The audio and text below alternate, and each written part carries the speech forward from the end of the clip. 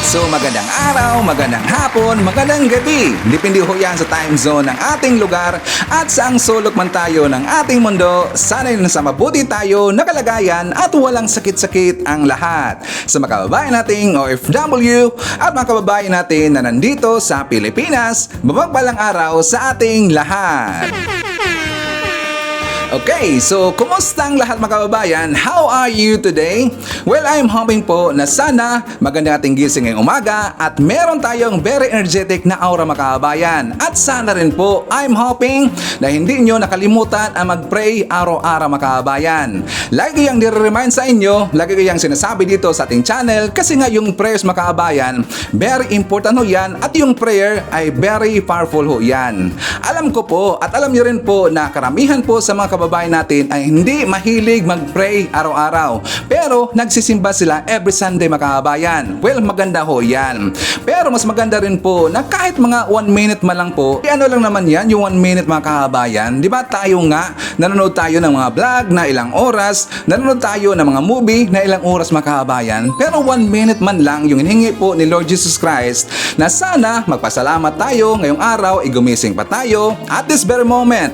At saka also po na magpasalamat tayo sa mga blessings na ating na-receive araw-araw. Very important ho yan mga kababayan. Saka alam nyo, kung napapansin nyo, di ba, every time po na merong mangyari na sa tingin nyo hindi maganda mga kababayan, di ba, nababanggit natin kaagad si Lord Jesus Christ. Sabi mga natin na, Sus Ginoo! Ang iba dyan, sabi po ng mga Tagalog na, Lord, please gabayan niyo po kami. Kapag merong nangyari na sa tingin niyo na hindi maganda makaabayan, di ba nababanggit ho natin, ang ibig sabihin yan na si Lord Jesus Christ, ang ating Panginoon, nandyan po sa ating puso at saka sa ating isip makaabayan, palagi. Pero kahit lang na mag-pray tayo, magpasalamat tayo, just 1 minute, talagang ang masaya na po si Lord Jesus Christ makaabayan. Okay? So, before tayo mag-start po ng ating balitaan ngayong araw, please allow me to acknowledge some of our viewers dito sa ating channel. I-shoutout natin makaabayan ang ating mga top 5 commenters. Nandito sa ating listahan, pasalamatan natin si Ma'am Shane Sibal, Weldy Sagayo, Eduardo Cartera, Maricruz Hernandez, at saka si Raul Valyarta.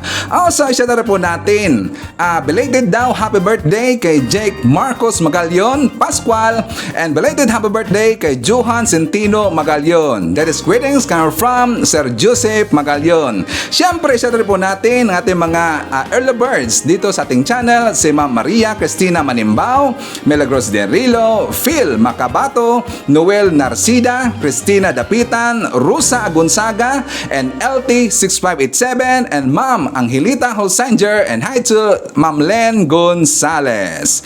Also mga kababayan, before tayo mag-start po, gusto ko lang itong insert sa inyo na kung saan meron akong i-reveal sa inyo mga kababayan. Ito'y tungkol po sa akin.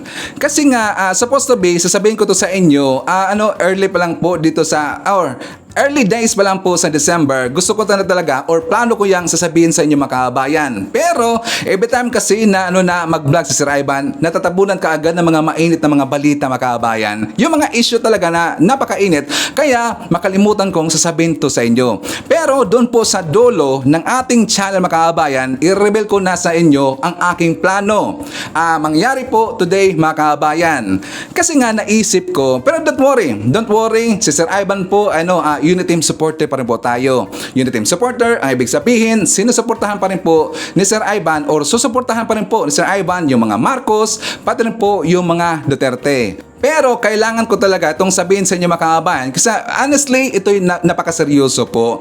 Mabigat po to sa aking damdamin pero kailangan ko talagang magdesisyon mga kababayan. Okay? So mamaya sasabihin ko sa inyo yan mga kababayan. So isa po sa pag-uusapan ngayong araw, ito pong issue ni Jam Magno kung bakit siya inaristo mga kababayan. Actually kahapon kasi before ko or after na nga pala na na-upload ang aking vlog mga kababayan, yan po ang time na lumabas yung balita na yan. That is 20 minutes ago. Then naka-upload na po si Sir Ivan. Isayang nga eh. Pero siyempre, iniisip ko, ibabalik ko ba yung vlog ko? Or papalitan ko ba yung vlog ko? Hinayaan ko lang makabayan. So I decided na kahit nabalita na ho yan si Jam Magno kasi nga viral na viral mga kabayan. At I think and I'm sure na karamihan po sa inyo alam nyo na po itong balita na to. Pero nagsalita na po si Jam Magno mga kababayan. Ito pong issue po sa kanyang pagka-aresto at sa kinasuhan siya ng mga kababayan, yung psychological violence. Kasi marami dito ang nagtataka, marami ditong na-confuse kung bakit daw kinasuhan siya ng vowsy at bakit daw ang kanyang kaso ay tungkol ito sa psychological violence mga kababayan. Ngayon, nagmasid-masid si Sir Ivan at saka siyempre nag-research po tayo. Kilala naman natin si Jam Magno mga kababayan, medyo ganun talaga yung yung baba niyan eh. Matatakot nga tayo kapag bumanat ng mga kababayan, 'di ba? Ang sakit po kahit hindi siya kahit hindi siya magmumura. Pero yung yung mga siyempre sinasabi rin po ng iba na kapag ikay babanatan daw ni Jam Magno, mas gugustuhin mo pa na sampalin ka na lang kaysa parang sinasabon ka ni Jam Magno mga kababayan. 'Di ba? Grabe ho yung bumanat at saka alam ko marami rin po ang ayaw po kay Jam Magno. Ngayon, may nagtatanong kasi kay Sir Ivan. Sabi niya, Sir Ivan, naguluhan kami. Ano ba talaga yung kaso dito kay Jam Magno kung bakit siya kinasuhan daw? Dalawang anggulo kasi yan mga kababayan. Yes, ito po yung tungkol po sa aking pagre-research at saka tungkol po dito sa mga previous vlogs niya. Magbabasa lang po tayo sa kanyang vlog mga kababayan. Kasi nga, si Jam Magno lang dito ang makapagsabi ng totoo kung ano talaga ang nangyari mga kababayan. Well, dalawang anggulo kasi yan. Di ba? Maraming lumabas ngayon na ito issue po sa kabit-kabit na issue mga kababayan. Sabi nga dito na ibang mga vlogger at sabi rin po dito sabi nila, kilala daw nila si Jam Magno at saka mukha daw legit ang kanilang informations. Ito tungkol daw sa isang sundalo na kung saan ang sundalo mga kababayan ay merong asawa. So si Jam Magno, allegedly, siya daw ay kabit. Saan ka nagbabase, Sir Ivan? Well, doon po sa post ni Mr. Sasot Makabayan. Meron pong post si Mr. Sasot na kung saan, babasahan ko lang po, sabi niya, so, chismosa ako. Chismosa ba talaga? Parang wrong yata eh. Parang mali. Dapat, so chismoso ako. Sabi ko, sino yung nagdemanda kay Jam at bakit violence against women and children ang demanda? Then, ayun, pinadalhan ako ng family picture ng babae and the husband na allegedly, di umano, suspectedly, nagtatanong lang po naging jowa daw ni Jam kababayan. Pero dyan po sa post na yan ni Mr. Sasot, abay, marami pong hindi nagustuhan mga kababayan at hindi po nagusto dito sa inilabas po na post si Jam Magno. Sabi pa nga, which is supposed to be na ipagtatanggol siya ng kanyang mga followers mga kababayan. Pero ang dami talaga ditong comment na kung saan against dito kay Mr. Sasot. Kasi nga marami pong galit dito kay Mr. Sasot mga kababayan. Alam naman ho natin na sabi pa nga dito, pareho lang naman kayo, maniniwala lang kami sa sinasabi mo kung ipopost mo yung picture na sinasabi mo. Huwag mo kaming lituhin. Hindi ka isang Tita Christie, kundi isang Tito Boy daw na tinutubuan ng balbas. Sabi ba dito, uwi ka dito sa Pilipinas para ipakita na talagang para ka sa inang bayan at sabi ba dito, hindi pre, chismoso ka, hindi chismosa. So marami ditong hindi naniniwala mga kababayan kasi aside from that, sa comment nila, binabasa-basa ko rin po yung ibang mga comment mga kababayan, iba daw yung issue na nangyari dito kay Jam Magno. Diba? Naalala nyo ba na meron siyang nabanggit dito tungkol sa kanyang katulong mga kababayan? Na kung saan, diba? Siyempre si Jam Magno, businesswoman ho yan, meron siyang negosyo dito at pinapadala ho yan sa kanyang tauhan na kung saan dinispatcha niya makabayan. Kasi nga, di ba, naalala nyo, ipinakita ko dito yung vlog ni Jam Magno na sabi niya, talagang sinabon ho niya kasi hindi niya nagustuhan kasi daw ang kanyang business ay hindi daw maganda pagkadala ng kanyang tauhan makabayan. Nakalimutan ko lang kung ilan lahat po nakatulong niya, 2 ba yun or 3, na kung saan napagsabihan niya na hindi maganda makabayan kasi nga that is about po sa business po. Kahit sino man lang dito na meron tayong business at saka siyempre ipinadala ho natin yan sa ibang tao pero hindi maganda pagkadala makabayan kasi nga merong kupit-kupit na issue. Alam ba natin yung kupit? Yung kinukuha daw yung kanilang kita makabayan at saka hindi daw maganda yung kanilang pagbigay doon kay Jam Magno makabayan. Anong tawag yan? Merong term yan eh. But anyways, meron akong ipapakita sa inyo na itong vlog na to nagsalita na si Jam tungkol dito sa issue na kanyang pagkakulong, na hindi pagkakulong, inaresto kasi nga si Jam mga kababayan 'Di ba? After po sa kanyang mugshot, ay parang nakasmile pa nga eh. Marami nga nagsasabi na na legal ba daw yung ginawa ni Jam Magno during po sa mugshot na nakasmile mga kababayan. 'Di ba karamihan po sa mga merong criminal ito kinasuhan at saka during po sa mugshot, 'di ba nakaganood lang. 'Di ba seryoso lang dapat makabayan? So maraming nagtatanong dito at sabi pa nga ng ibang mga netizens na si Jam Magno daw malakas daw doon sa sa mga kapulisan makabayan. Hinayaan na daw itong si Jam Magno. Okay, so sa nagtatanong rin po na kung kung totoo ba daw na inaresto siya or baka dinampot ng talaga sa makabayan, pero meron tayong ebidensya na totoo talaga na si Jam Magno yung kumontak doon sa kapulisan makabayan or sa kakilala niya na pulis. Siya mismo ang nagsabi kung nasaan siya at sasama siya doon sa kapulisan makabayan. Meron po. At sinabi pa nga yan dito sa kanilang conversation na in-screenshot po ni Jam Magno na kung saan sabi dito, "Good morning, Jam. Padong pami diha." O papunta na daw sila makabayan yung pulis. Sabi niya ni Jam Magno, reply niya, "Noted sir, good morning." Tapos nag-reply, follow up po ito si Jam Magno. Sabi niya, "Good morning sir. This is Jam Magno. I will be surrendering to you today." Naglukat lang ko sidula dire city. Nakuha na daw siya ng sidula makabayan. Before niya para daw anhan na siya or papunta na siya dyan, Bisaya kasi.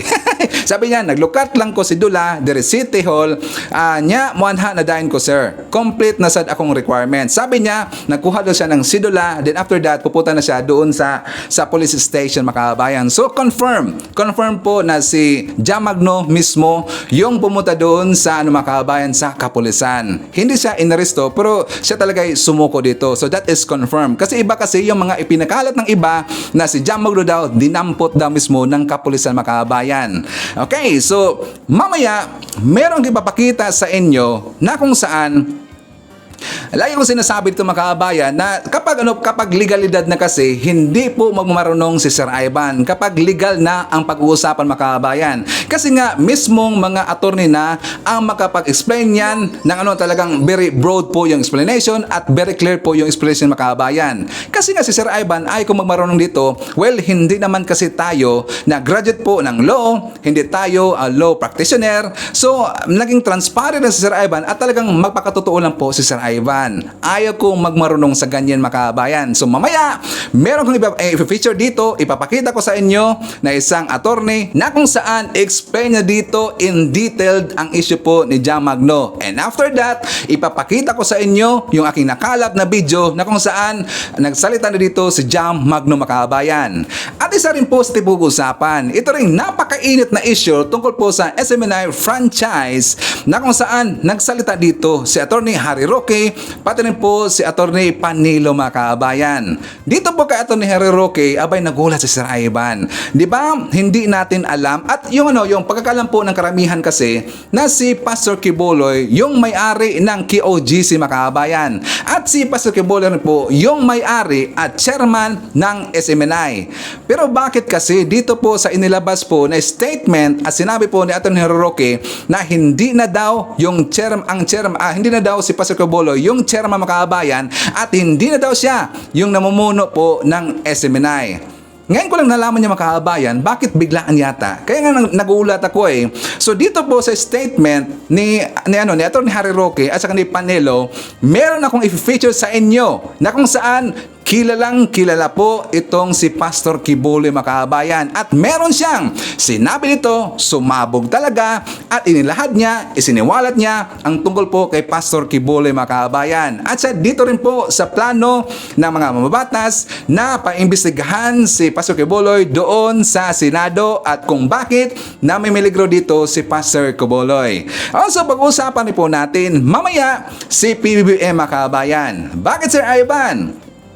Siyempre, until now, alam ko po na marami pong ayaw dito sa ating channel, ayaw po kay PBBM. Kung bakit ko daw ipinagtatanggol pa si PBBM makabayan. Sabi nila, meron daw silang ebidensya na si PBBM lagi daw addict, lagi daw high daw sa polboron, at saka hindi daw nagtatrabaho makabayan. Lalong-lalo na, sabi pa nga nila, during daw sa mga calamities, during daw sa mga insidente, like MSU bombing, like sa Linog, hindi daw nagpapakita makabayan. Nasaan daw daw ang Pangulo natin. Mamaya, merong ipapakita sa inyo na ebidensya na si BBM nagtatrabaho po para sa sambayanang Pilipino. Ang iniisip po ni BBM, yung long term mga kababayan. Kung ano yan, ipapakita natin yan mamaya. At syempre, marami pang iba. Alam niyo naman po si Sir Ivan, palagi tayong meron dalang baong mga pasabog every time na maglalabas tayo ng mga bagong balita dito sa ating channel. Okay, so before tayo magsama kababayan, as usual, syempre, kukumustahin ko muna kayo at saka shoutout natin ang ating mga pinalangga po ng mga legends, ang ating mga senior citizen. Hello po, kumusta? Kumusta? I'm hoping po na nasa maayos kayo ng kalagayan. Kukumustahin rin natin mga kababayan ang mga pinalangga natin ng mga Marcos Loyalist. At syempre, nandyan rin po mga kababayan nating DDS all over the world. How are you mga kababayan? Lalong-lalo na, maraming salamat sa Unit Team supporters! And of course, thank you so much sa ating mga returning viewers, mga solid supporters nito ni Sir Ivan, mga Sukis Ting Channel, thank you so much. At maraming salamat sa mga viewers na hindi nag-skip ng ating mga commercials. Thank you so much. Siyempre, i-welcome po natin ang ating mga new subscribers, mga bagong pasok ni Ting Channel. Welcome to the family and thank you po for appreciating our channel. Okay, so before tayo pupunta doon sa balita ni Jam Magno at saka sa vlog ni Jam Magno mga kababayan, unahin muna natin itong issue ng SMNI franchise, pati po yung issue na kay Eric at saka ni Doc Lorraine Badoy. Kasi ako'y nagulat ng mga kababayan. Ako'y nagulat dito sa statement na inilabas ni Attorney Harry Roque at saka pati po dito sa statement ni Attorney Panelo na kung saan sabi ni Roque mga kababayan na hindi na daw or before pa nangyari yung hearing ng Kamara tungkol dito sa franchise ng SMNI, hindi na daw chairman itong si Pastor Quiboloy sa SMNI mga kababayan. Sabi ko nga, ngayon ko lang alam yan parang biglaan yata. Pero ipapakita natin dito yung explanation po ni Attorney Harry Roque at rin po yung explanation ni Attorney Panelo mga kababayan. Siyempre, meron tayong i-feature po na isang vlogger na kung saan kilalang kilala po si Pastor Quiboloy. So, for more details, let's watch this. Alam niyo po, ang mga simbahan, ang tawag po dyan, Corporation Soul. Now, ang Corporation Soul, ang kanilang representante po, yung pinakamataas na namumuno sa simbahan. At nung minsan po, yan po ay si Pastor Quiboloy. Pero meron na pong successor si Pastor Quiboloy. Nag-retire na po si Pastor Quiboloy bilang pinuno ng Kingdom of Jesus Christ.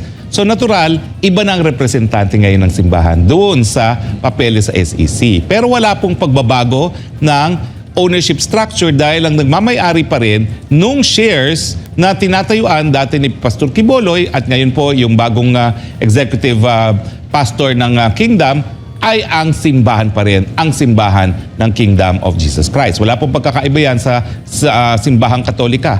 Lahat po ng pagpaari ng simbahan, sa ngalan po yan ni Pope.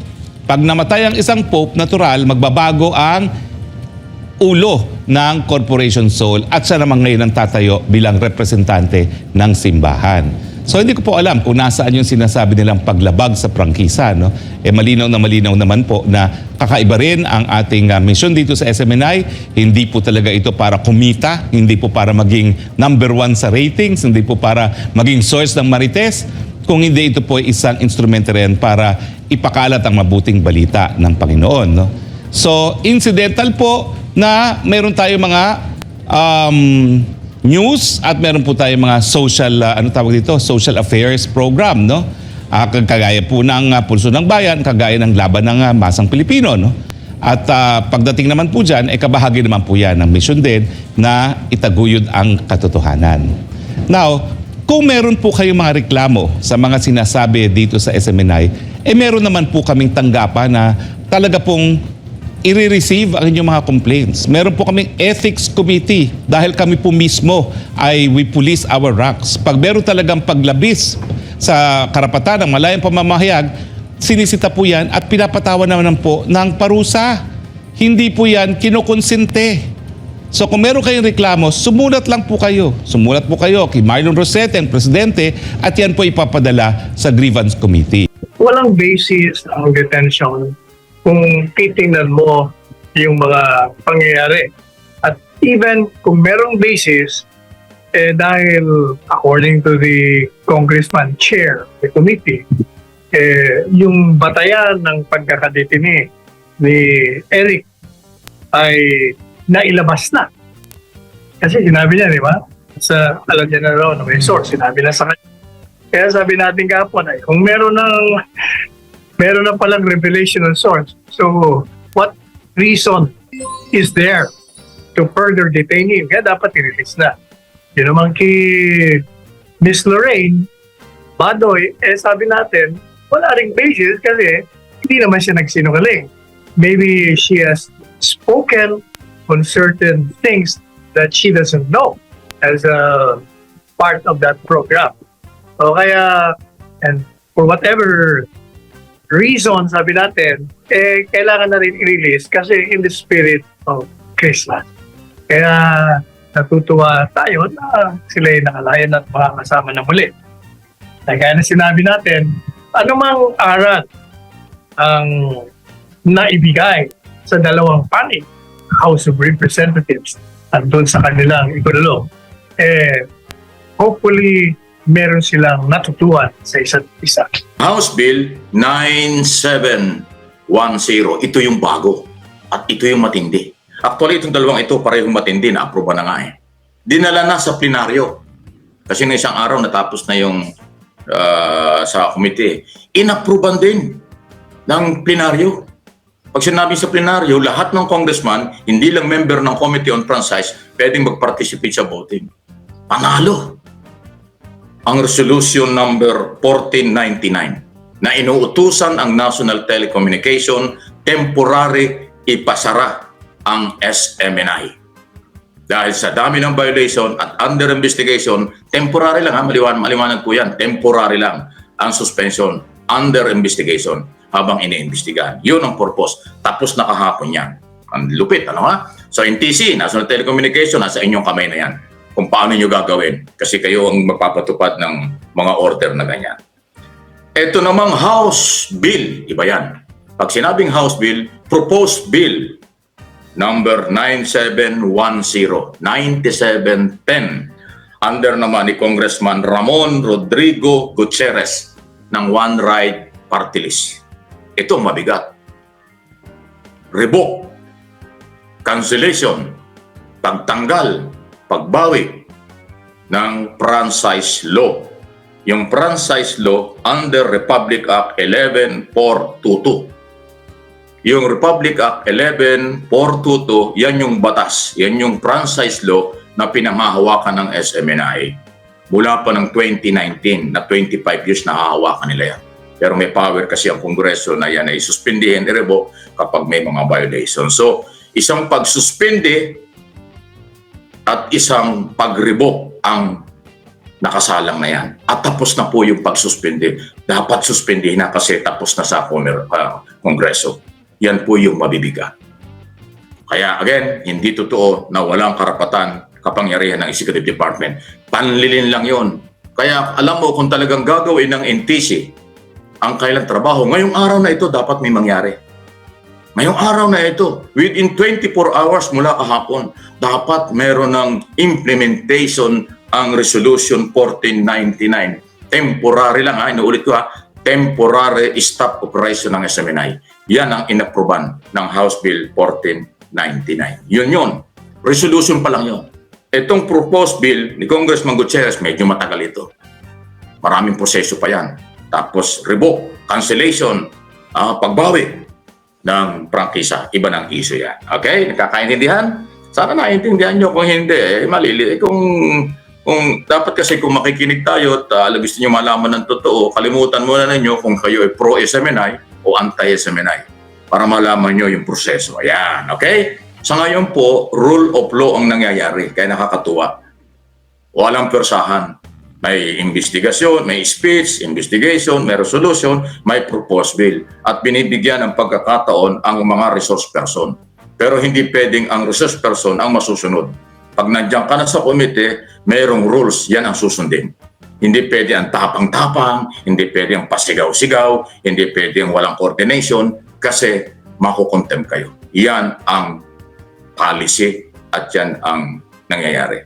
Kung hindi nyo alam, mag-congressman kayo para malaman nyo. O kahit hindi kayo congressman, aralin nyo yung mga resolution, ang mga proseso, yung kanilang rules at batas na ginagamit nila para maintindihan nyo. Bawal saradong isip. Pag saradong isip, negative comment yan. Negative ang reaction. Okay? So para sa mga bukas ng kaisipan, gustong malaman ng katotohanan, ang totoong nag-update sa mga nangyayari, ito ang ipinapaliwanag ko. Bawal ang fake news. Kaya nga sila iniimbestigahan fake news eh. Kaya yung pagyayabang na ay natakot ang congressman sa amin, kaya baka na naman yan, fake news yan. Ang SMNI hindi mapapasara. Hindi nyo, ito na nga, may mga proposed bill na nga. Yan. Ito may panawagan pa. Totoo ba yun? Meron daw sinasabi sa panelo na pag ipinasara daw ang SMNI, ay makakaroon ng parang massive demonstration. O di mag-rally kayo. Karapatan naman nyo yan eh. Pero ang rally, may limitasyon. Pagka kayo ng gugulo na, pwede na kayong sitahin ng mga otoridad. Pero yung rally, hindi po yan makakapagpigil o hindi yan magiging dahilan para itigil ang investigation and aid of legislation o investigation or oversight function. Kasi dalawa ang power ng Congress at Senate. In aid of legislation investigation at oversight function. Paliwanag ko yan. Paliwanag ko ulit. Ang in aid of legislation, para sa paggawa ng batas, aalamin kung may butas, i-repeal, abolish, gagawa ng bagong batas, kailangan ang in aid of legislation investigation. Pag oversight function, iba yun.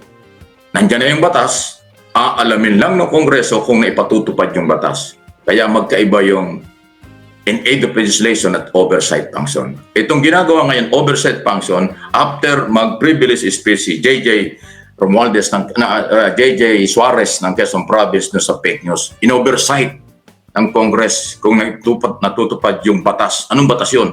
Republic Act 11422, franchise law. Ay sumabit, ang daming violation. Ayun na ang nangyari. So, yan. Okay, kaya kung babalik sa broadcast yung mga pinalaya or humanitarian reason at nagyayabang na naman sila, nagsiga-siga na naman, bahala sila. Pag nadinig na naman ng congressman yan na kung ano-ano mga paninirang gagawin, ipapatawag na naman sila. Inuulit natin ha, 2 beses na nagsorry. Nagmakaawa, binigyan ng consideration, humanitarian reason, pinalaya. Yan ang mga dahilan. Hindi yung takutan, tapangan, hindi po. Ang congressman, senador, ang mga elected senador, congressman, hindi mo pwedeng takutin yan. Ang tataas ng pride ng mga yan. Elected yan eh.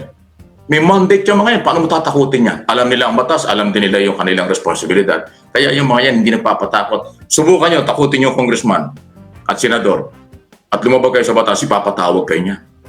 Pagka ang inyong behavior katulad ni Eric, ipakukulong kayo niya. Yan ang kanilang authority. Kung hindi nyo alam, di ngayon alam nila. Kaya hindi ho takutan. Sinasabi ko lang ho yung mga nangyayari.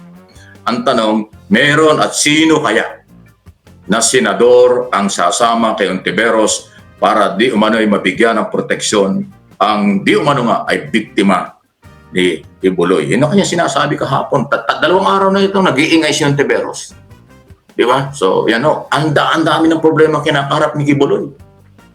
So, pinasususpindi ng SMNI, pinakakancel pa, ang dami lang violation, dami lang kaso kung saan-saan, tapos ito yung kanyang relihiyon, sinili pa sa Senado. Dahil may mga di umano ay biktima. Sabi ni Ontiveros, nung mag-imbestiga dun sa Agila, alam mo yung Agila? Yung isang sinasabi niyang kulto dyan sa Surigao. Ang mga bata ganoon din, haharas, pinakakasal kung kani-kanino, may mga harassment din. Inimbestigahan niyo, ano nangyari? Hinuli ng NBI, nakakulong ngayon. So, ang sabi ni Ontiveros, bakit na-imbestigahan mo yung Agila? Bakit na-imbestigahan mo yung nangyayari sa Davao, sa Surigao? Bakit hindi mo imbestigahan yung Davao? Yun ang nangyari. So, may mga nagsumbong kay Ontiveros,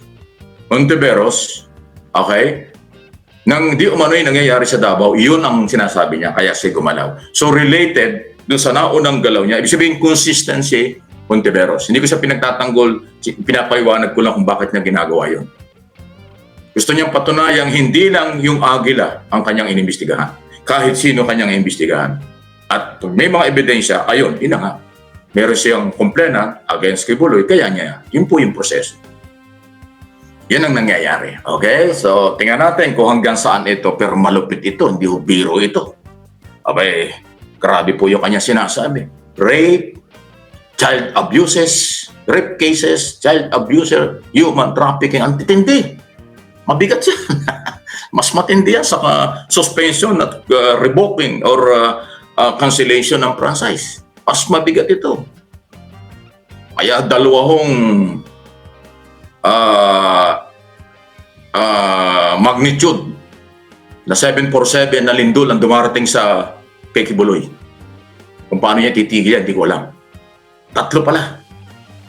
Tatlong 7.2 magnitude na earthquake ang dumating sa kanya. Resolution 1499, stop operation. House Bill 9710, cancellation ng franchise. At itong another magnitude 7.2 earthquake na dumating sa kanya, di umano yung mga sexual harassment. Tatlong malalakas na lindol ang dumating kay Kibuloy. Kinumpara ko na sa lindol kasi napakatitindi nitong kasong ito. Okay? Hindi ito 5.9 or 6.2 magnitude, 7.2 magnitude. O baka nga 7.7. Hindi maganda yung 7.7 eh. O 7.2 na lang.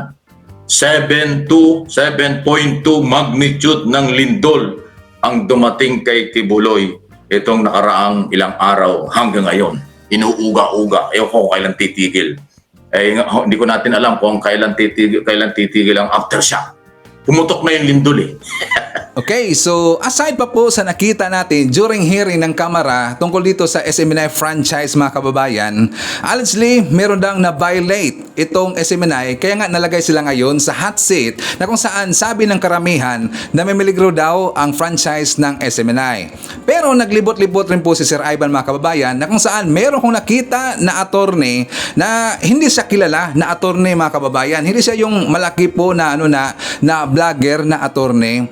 I'm not sure kung saan siya dito affiliated, kung saan siya dito pumanig po na grupo, pero very clear kasi ang kanyang pag-explain dito na kung saan sabi niya meron daw talagang na-violate itong SMNI mga kababayan kasi nireview niya yung buong Senate hearing. So iniisip ko na kung ano ba ang mangyayari dito sa franchise ng SMNI, well hindi pa rin po sila mawawala mga kababayan. Bakit Sir Ivan? Well nandyan naman po yung Facebook, nandyan naman po yung YouTube, puri naman sila mag-live stream na lang mga kababayan na wala silang franchise. Diba yan po ang ginawa ng ABS-CBN? Well, I have to be honest kasi sabi la, bakit daw minsan ipinagtatanggol ko yung mga Duterte dito, bakit daw minsan ipinagtatanggol ko dito sa si Ka Eric at saka si Doc Lorraine Badoy, pero honestly, wala kong pakialam sa SMNI. Ang pakialam ko lang mga kababayan, yung programa ni Ka Eric at ni Doc Lorraine Badoy, yung laban kasama ang bayan. Kasi para sa akin, sa totoo lang, ito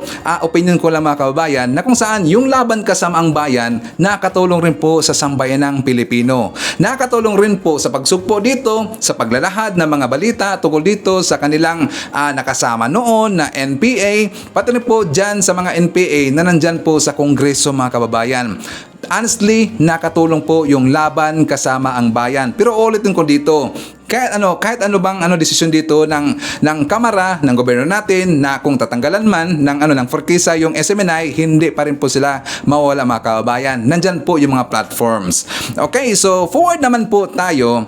Pag-uusapan na natin ito tungkol po sa issue ni Jam Magno mga kababayan. Na kung saan before ko ilalahad sa inyo, ipapakita sa inyo yung vlog po ni Jam Magno na mismo siya na po dito yung nagsabi. Ipapakita ko muna sa inyo yung vlog ni Attorney Libayan na kung saan maganda kasi ang kanyang paka-explain dito mga kababayan para hindi tayo malito. At explain po dito ni Attorney Libayan na kung bakit yung Bausi ang nagkaso sa kanya at bakit daw ang ikinaso sa kanya yung psychological violence mga kababayan. And also, tungkol dito sa pag-smile ni Jam Magno during sa kanyang mugshot. So, for more details, let's watch this. Ito nga si Jam Magno, parang nag-selfie lang daw sa mugshot. Bakit siya kinasuhan? So, alamin natin.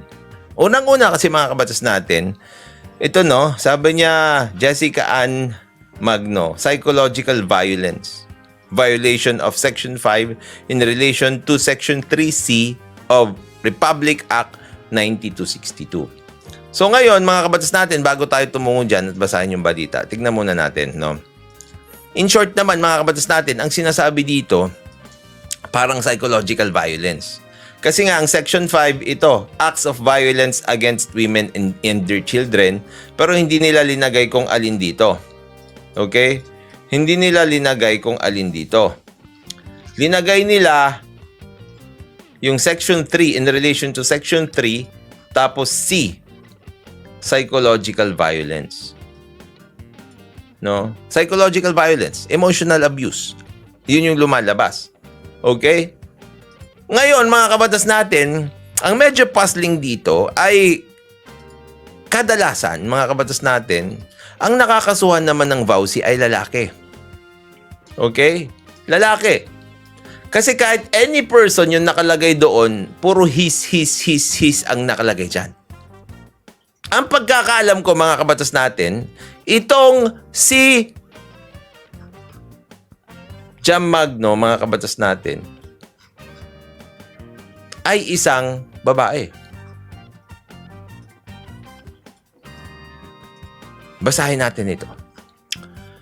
Trending sa X ang mugshot ng social media personality at kilalang taga-suporta ni Pangulong Rodrigo Duterte na si Jam Magno matapos isuko ang sarili sa mga otoridad sa Butuan City. So hindi siya hinuli, sumuko siya. Ito yung post niya kasi. Sabi niya dito sa post niya, I smiled because I am not guilty. Have you ever seen a mugshot that's much prettier than mine? Still, dili makatarog. Funny that people said I was arrested. Ha ha ha ha. Correction, I surrendered and posted my 72,000 peso bail and did not ask for a discount. And I was escorted by an entire elite team of Butuan's best. So, kalma lang mga abog. Dili gihapon mo katarog. Hindi ko maintindihan yung mga iba. You should post my Miranda Rights video. Mas guwapa ko dito, sabi niya. And to be fair, thank you to the Butuan City Police Station 4 for the wonderful experience today. I actually loved it. Ha ha ha ha. And to Barangay Ampayans New Barangay Captain Kim Akalain for the fast process of my bail requirements. Dalaygon ang Diyos. So meron na siyang certificate of detention. Tapos nag-voluntarily surrender siya. Ang sinabi dito, ang kaso niya ay psychological violence. Tulad ng sinasabi ko sa inyo, mga kabatas natin, ang kinakasuhan dito kadalasan, mga lalaki. Ito, Butuan po pagbigkas, attorney. Sorry. Butuan pala, Butuan.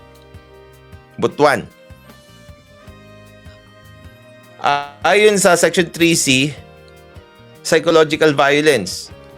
Yun nga, refers to acts or omissions causing or likely to cause mental or emotional suffering of the victim such as but not limited to intimidation, harassment, stalking, damage to property, public ridicule or humiliation, repeated verbal abuse, and mental infidelity.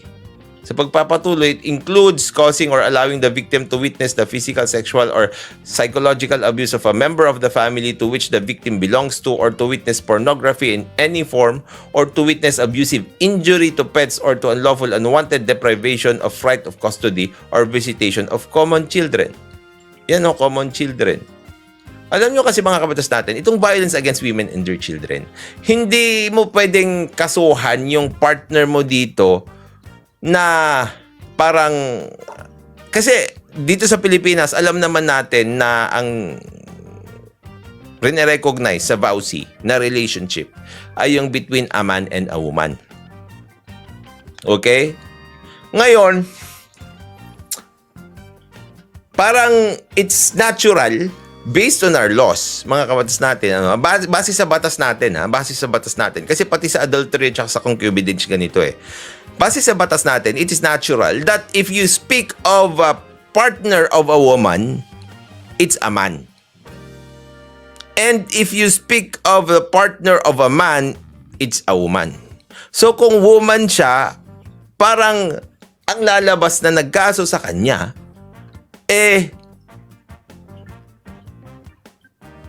lalaki. Pero Pero mga kabatas natin, hindi ko rin kasi alam kung ano yung sexual orientation ni Jam Magno. Kasi pwede nga naman na may violence against women and their children kapag tomboy siya. Pero ito rin, mga kabatas natin, kapag tomboy siya, recognize pa rin siya ng batas natin bilang woman. Kaya ako ay puzzled. Kailangan natin ng mas maraming detalye tungkol dito. Lesbian ba siya? Ito, imbes na iwasan, ibinalandra pa, bla bla bla bla. Todo ang ngiti niya sa social media. Giit niya sa kanyang post, kaya siya todo ngiti ay dahil alam niyang not guilty siya sa demanda laban sa kanya. Bukod dito, parang ang saya-saya pa niya dahil sa mga naranasan na tinawag pa niyang wonderful experience. Wow! Oh, mga small vloggers! Ito na, aresto na ito ha. O yung mga kakasuhan ni Raffy Tulfo na small vloggers dahil dun sa death threat, death wish na yan. Okay? Oh. May pag-asa ulit. Silver lining. Sabi niya, wonderful experience. Oh, si Nakayu, yan. Siam Shanwayne, Apoluna. Sina Teacher Mark. Sino pa ba hindi ko nabanggit? Derek Freddy. Yan. Wonderful experience. Sabi dito, kabit ba siya, attorney? It's very rare din, mga kabatas natin, napapasok ang bawsi laban dun sa kabit. Yan, kayo! Hey! It's a wonderful experience.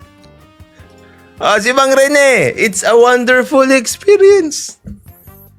Why not try it? Di ba? Tapos, practice lang kayo ng selfie nyo na ganyan. Ay, hindi selfie pala, mugshot nyo. Paano kaya, no?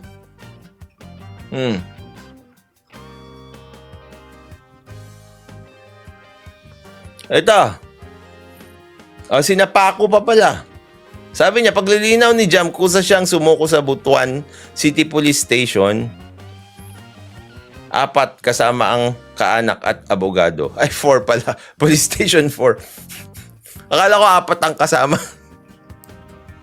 Nagpayansya rin siya ng 72,000. I smiled because I am not guilty. Nag-surrender siya. Butuan. Kasama yung team of Butuan's best. Yun lang. Wala man lang details. Alam niya maganda dito. Sana ilabas nila kahit konti yung complaint affidavit. Hindi niya kasi ididetalye, oh.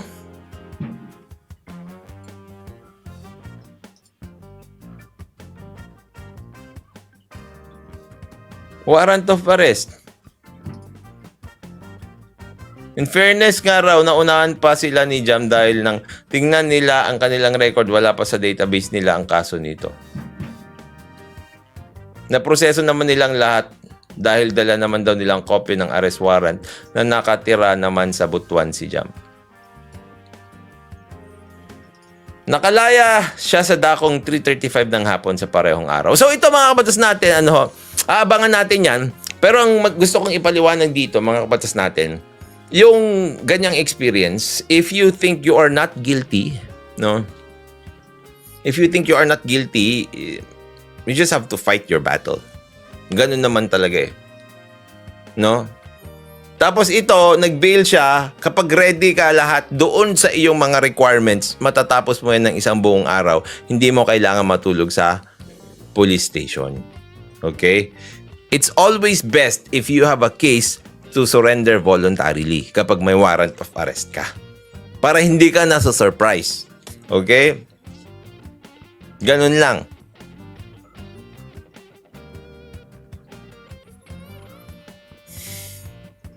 Sabi ni Sui Generis, hindi ba psychological abuse against sa anak niya or anak nila? Pwede yun sa bawsi. Hindi ko alam eh.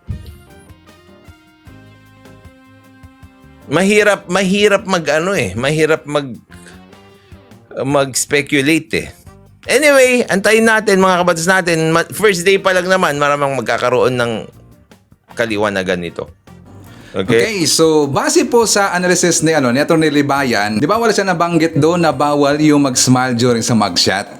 So which means, according po kay Atty. Libayan, kung intindihan natin yung sinabi, walang problema na mag-smile ng mugshot mga kabayan. Di ba kadalasan kasi sa nakikita natin na kinasuhan or dito sa mga kriminal, di ba during mugshot nakaganon lang mga kababayan. Okay. So sinabi rin po ni Atty. Libayan na parang lalaki daw yung nagkakaso dito kay Jam Magno. Okay, babalikan natin yung sinabi ko na meron siyang sinamon dito na kanyang mga katulong mga kababayan na dahil po sa kanyang business na pinalayas niya daw, dinispatcher niya kasi hindi maganda pagadala ang kanyang business at parang trinidor siya mga kababayan. Hindi talaga parang trinidor siya mga kababayan dahil merong kopit dito na issue. Meron siya nabanggit doon na merong lalaki. So baka yun po ang nagkakaso sa kanya mga kababayan, even though yung mga kumakalat ngayon ng mga balita-balita na nagkaso daw dito kay Jam Magno, yung asawa daw ng sundalo mga kababayan. Dahil dito sa issue ng meron kasi mga nagsabi na kabit-kabit issue daw. Pero ipapakita ko dito sa inyo yung vlog ni Jam Magno na kung saan i-explain niya dito kung kabit ba talaga ang issue ng kanyang kaso mga kababayan. Pero I think itong vlog na to ay hindi pa nangyari yung kanyang pag-aresto mga kababayan. So for more details, siya nga pala sabihin ko lang dito na hindi ko lang i-post dito mga kababayan kasi meron siyang background dito na copyrighted na music. I-on-off ko lang po. Okay? So for more details, let's hear this. How pagkabalik ko, there have been posts that honestly, this is not even new. Natawagin akong kabit or nailaing tao ng hurang sa akong bilat. So, Hoy! Alam nyo ba yung bilat mga kababayan? Siyempre makakaintindi niyan mga Bisaya eh. Grabe talaga itong si Jam mga kababayan. Grabe yung bunganga eh. Okay, so wag na nating ipatuloy mga kababayan. Klarong-klaro kasi yung copyrighted na music. 'Di ba? Klaro po. But anyways, explain lang ho natin dito na sinabon niya ang kanyang mga detractors na hindi po ito tungkol na sabi niya wala daw ibang gumamit ng kanyang kipay kundi siya lang nakakaalam mga kababayan. So walang issue dito yung tungkol po sa isang pulis or sundalo man niya na kabit daw siya kasi yan po ang ibinabato sa kanya ng kanyang mga haters. So ayon po dito kay Jam Magno, walang katotohanan daw yan mga kababayan. So dito pumasok po yung tungkol sa issue ng katulong na sinabon ni Jam Magno at dinispatcher niya at tinanggal niya sa kanyang negosyo kasi daw merong ginawang hindi maganda and noted. Alam ho natin yung ugali ni Jam Magno kapag magalit ho yan. Hindi ko nakikita na nagmumura si Jam. Pero grabe ho siya magsalita mga kababayan. Diba? Parang nakasakit talaga eh. How much more yung mga katulong niya na pinagsabihan niya dito na hindi maganda siguro. Baka dinoro niya, hindi natin alam. O baka pinagmumura niya, hindi natin alam. Kaya siguro nagkaso mga kababayan. Baka merong pinuntahan po na gobyerno o tinulungan siya dito ng taga-PAO na nagkaso po at itong mga kanyang katulong lumapit doon sa PAO mga kababayan. So baka yung bawsi na sinasabi po ni Atty. Libayan na ang nagkaso sa kanya ay isang lalaki mga kababayan. Diba? So anyways, hintayin natin yan mga kababayan kasi I'm sure na meron pa pong kasunod yan. Nag-uumpisa pa lang po itong issue ni Jam Magno mga kababayan. So ito ay very interesting talaga at alam ko na marami po sa inyo na gustong malaman ang version or ang totoo sa nangyari kung sino talaga ang nagkakaso dito kay Jam Magno mga kababayan. But before tayo mag-jump po sa ating next topic, i-shoutout muna natin si Virgilio Villanueva, Marlene de los Santos, Nonoy Floren Hills, Only You Vlog, Antonio Payos, Maite Baisa, MZ Belyesa, Ronel Antonio, Welche Ichiban, Bing Ong, Noriena Torre, and hi to Biyahe ni AJTV from South Korea, Jelen Quezon, Helen Cabayao, and Ryan World Begins from Virginia, USA. So dito tayo sa balita po ni PBBM mga kababayan na kung saan ipapakita natin sa kanila ng mga anti-PBBM na ito pong si ating Pangulo ay nagtatrabaho talaga at iniisip niya yung long term at tinatrabaho niya ang food supply sa Pilipinas. So for more details, let's watch this. Ladies and gentlemen, our private sector partners who we have always considered to be an important part of all of the plans for development for the Philippines. Ladies and gentlemen, good morning. I am very happy to be able to be here with you as we distribute and turn over the 141 excavators procured by the NIA to be distributed in Luzon, Visayas, and Mindanao. It reflects our continuing commitment to develop and utilize our land to the fullest, a commitment that we embrace and that we take very seriously. To ensure the productive, efficient use of our agricultural lands, it is imperative that we continue restoring and maintaining our irrigation systems. Alam naman po natin na pag ang pinag-uusapan ay ang pagsasaka, ay ang pinakamahalaga ay ang patubig. Susunod na dyan ang mga ayuda, susunod na yung mga processing. Ngunit kung walang produksyon, lahat yan ay hindi natin magagamit. Lahat ng mga nating hinahanda para dalhin ang produkto sa merkado. Kaya ito na muna, inuuna natin ang production at alam natin ang pinakamahalagang bahagi na para pagandahin ang ating ani ay ang mas magandang patubig. Galing lang kami sa Lubao, sa Nueva Ecija, kung saan kami nag-inaugurate naman ng isang dam. At ganun din para talagang maganda ang magiging ani ng ating mga farmer. Ngayon, dito naman ito ay para sa ating mga Irrigators Association upang sila ay kaya nilang ayusin, hihiramin ng mga cooperative sa ating mga regional offices ito. At itong mga makinaryang ito ay gagamitin para pag-maintain doon sa ating mga facilities, doon sa ating mga irrigation facilities, paglinis ng siltation, at kung minsan gagawa sila ng bagong irrigation na kanal, at ulit para mas maganda ang magiging patubig. At marami kaming napuntahan na sa palagay namin, kahit na 2 plantings lang yung iba, kung talagang pagandahin natin ang patubig, baka makapag 3 plantings. Kaya yun, immediately 30% increase yan ng production. Kaya ito talaga ang inuuna namin. Napakaganda nga na simula natin. Simula pa lang po ito. At dadagdagan po natin ito upang may kakayahan ang ating mga Irrigators Associations, ang ating mga sanghera, lahat ng mga irrigation cooperative na namamahala sa patubig ng ating mga sinasakahan. Kaya it is a very important day. It's a very important beginning. But let us remember that it is just the beginning. So I recognize, as I said, our partners from BBLM, Unistar Inc., and Zoomlion for delivering this modern and quality machinery in a timely fashion.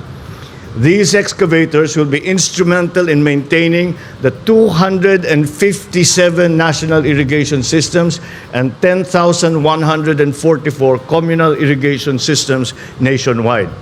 As we receive these units today, I enjoin everyone at NIA to continue your collaboration with all the agencies of government. I call on you to work closely with the DBM to secure the funding for the acquisition of the needed additional machinery to further improve the country's irrigation system. Moving forward, I urge the National Irrigation Authority to maximize the full potentials of this equipment to assist our farmers so that their yields and their incomes will increase and sufficient and affordable food will continue to be readily available for our people.